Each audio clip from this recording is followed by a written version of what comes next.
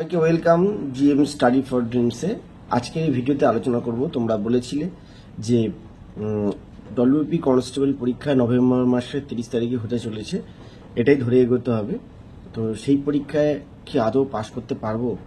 কতটা সময় উৎসবে মা দুর্গার আগমন হয়েছিল এবং পঞ্চমী থেকে একাদশী পর্যন্ত প্রত্যেকটা প্যান্ডেল হপিং এবং এলাকায় পুজো, বাড়ির পুজো সব মিলিয়ে বেশ কিছুটা সময় ফ্যামিলির সাথে এবং প্যান্ডেল হপিং করে সময়টা কেটে গেছে।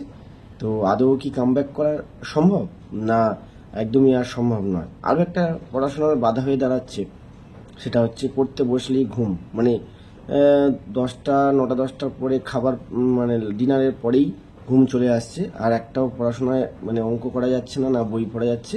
হঠাৎ করেই রাতটা শেষ, সকাল চলে আসছে। সকালে উঠেই আবার মেন্টাল ফ্রাস্ট্রেশন চলে আসছে যে যা আর একটা দিন চলে গেল, কিভাবে দিনগুলো কাজে লাগবে বা কিভাবে আমি কাজে লাগাবো। আরও একটা সমস্যা যেটা আসছে সেটা হচ্ছে মক টেস্টে নাম্বার কিছুতেই বাড়ছে না। এই বিষয়গুলো নিয়েই আলোচনা করব।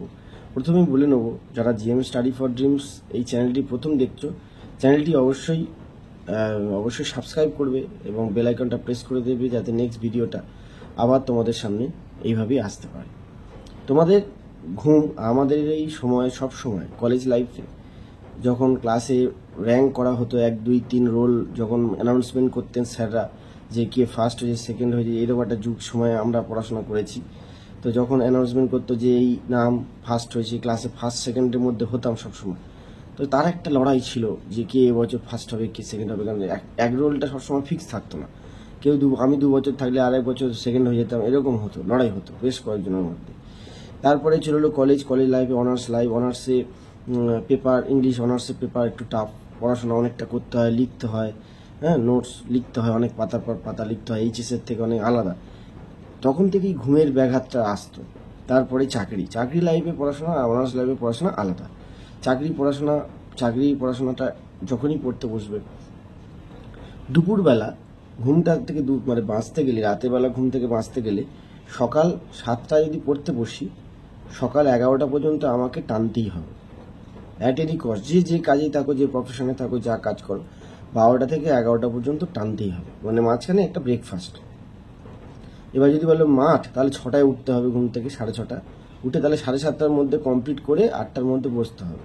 8টা, তাহলে 12টার মধ্যে পড়াশোনা করে 4 ঘন্টা নিয়ে নিলাম ওখান থেকে। দুপুরবেলা 2 ঘন্টা ঘুমের জন্য রাখবে, মানে ঘুমাবে, লিটারেলি ঘুমিয়ে নেবে।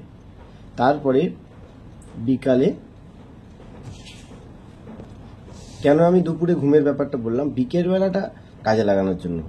ঘুম থেকে উঠে ফ্রেশ হয়ে একটু অঙ্ক নিয়ে বসলাম, বিকেলবেলা অঙ্ক জিআই বা জিকে নিয়ে পড়লাম, বিকেলবেলাটা সেরে ফেললাম, বিকেলবেলাটা কাজে লাগলো।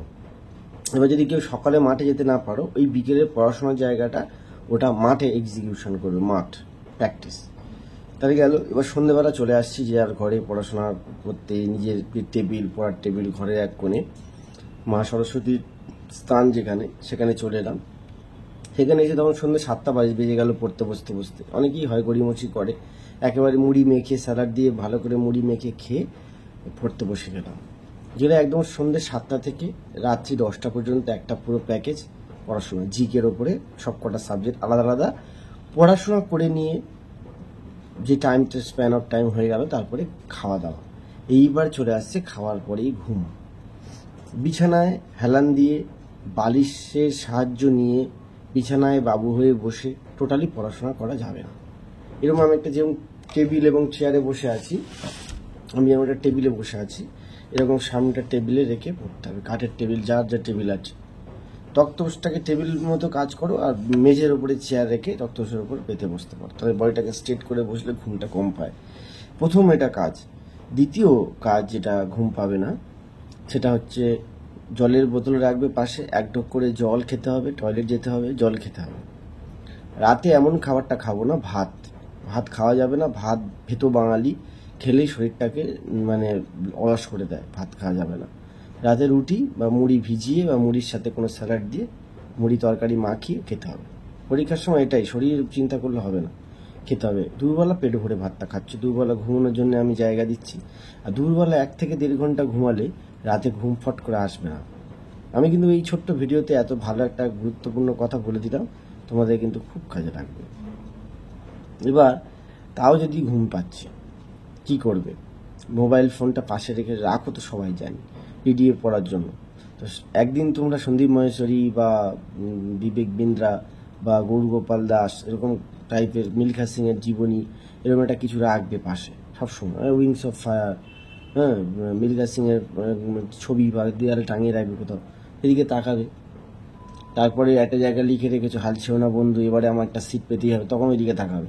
যখন ঘুম পাবে ওইদিকে তাকাবে, আর একটু ভাববে যে আমার তো বয়স, শেষ বয়স, আমাকে এটা পেতেই হবে। এই যে দেয়ালে পিঠ থেকে যাওয়ার যে টেন্ডেন্সি, যে চিন্তাটা যেই মাথায় আসবে, আর ঘুম পাবে না। আবার ঘুম তাও পায়, অনেকে আছে অলস, কালকে উঠে পড়বো ভোরবেলা উঠে পড়ার অভ্যাসটা আগেকার দিনের মানুষ, আমিও করতাম, কিন্তু ভোরবেলা উঠবো বলে অ্যালার্ম বেজে যায়, পাল্টে অ্যালার্মটাকে বন্ধ করে আবার আমরা শুয়ে পড়ি।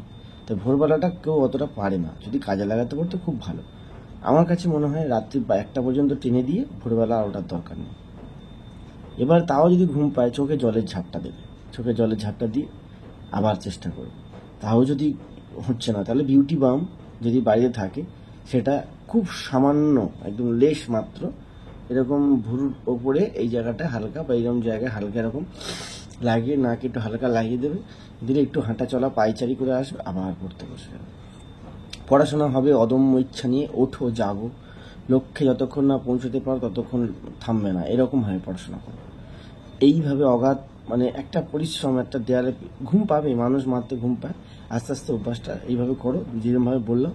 আর মক টেস্টে নাম্বার কম না বাড়ার একটা কারণ হচ্ছে অহেতুক নেগেটিভ অ্যান্সার করা, নেগেটিভ মার্কিংকে অ্যাভয়েড করো। যে অজানা প্রশ্নটা জানি না, তবু অ্যাটেম্প করার চেষ্টা করছি। 4টে অ্যাটেম্প করা হয়েছে, 8টা হয়ে গেছে, 12টা হয়ে গেছে, 16টা হয়ে যাচ্ছে, তবু লোক সামলাতে পারছি না। অঙ্ক আর জিআই থেকে যে নাম্বারটা কালেক্ট করেছিলাম নেগেটিভ মার্কিংয়ে, সব চলে গেল, হায় কী হলো। তাই নেগেটিভ মার্কিং থেকে দূরে থাকো। যে সাবজেক্টগুলো পড়াশোনার দুর্বলতা রয়েছে, এখনও ঘাটতি আছে, পড়ে আরও নাম্বার ম্যানেজ করতে হবে, সেই জায়গাগুলোকে আরও ভালো করে অ্যাসেসমেন্ট করো, ভালো করে study well, read well, right well, সেই জায়গাগুলো ভালো করে পড়ে তৈরি করো। তারপরে মক টেস্ট দিতে আসো। আবার মক টেস্টে 50-55 আসছে, কেমন ভালো স্কোর, এটাকে ধরে রাখো, পরে আবার বাড়বে আস্তে আস্তে, ঠিক আছে? আর মক টেস্টে নাম্বার বাড়াতে গেলে জিকে, কারেন্ট অ্যাফেয়ার্স এর উপরে তোমার মানে ভ্যারাইটিস বাড়াতে হবে, মানে পড়াশোনার নলেজ বাড়াতে হবে। আর ম্যাথ জিআই এমন একটা জিনিস, এটা ছাঁকা নাম্বার। সুবীর দাসের বইয়ের ম্যাথ জিআই কমপ্লিট করে যদি RS আগরওয়ালের ম্যাথ জিআই দেখতে পারো, সামান্য অল্প কয়েকটা প্রমিনেন্ট চ্যাপ্টার থেকে, অবশ্যই ভালো জায়গায় আসবে। সুবীর দাসের বই একটা অঙ্ক বাদ দেবে না, পরীক্ষা ইজিলি কনস্টেবল SI পাস করে যাবে প্রিলির জন্য। এই বলে আমার ভিডিওটা শেষ করলাম। কেমন লাগলো জানিও। বাঙালির খুব গতানুগতিক একটা ধারা, সেটা হচ্ছে ঘুম দূর করা মক টেস্ট নিয়ে। ভালো লাগলে চ্যানেলটি সাবস্ক্রাইব করে দিও, প্রেস দ্য বেল আইকন, যাতে নেক্সট ভিডিওটা আবার তোমাদের সামনে আসতে পারে। Thank you.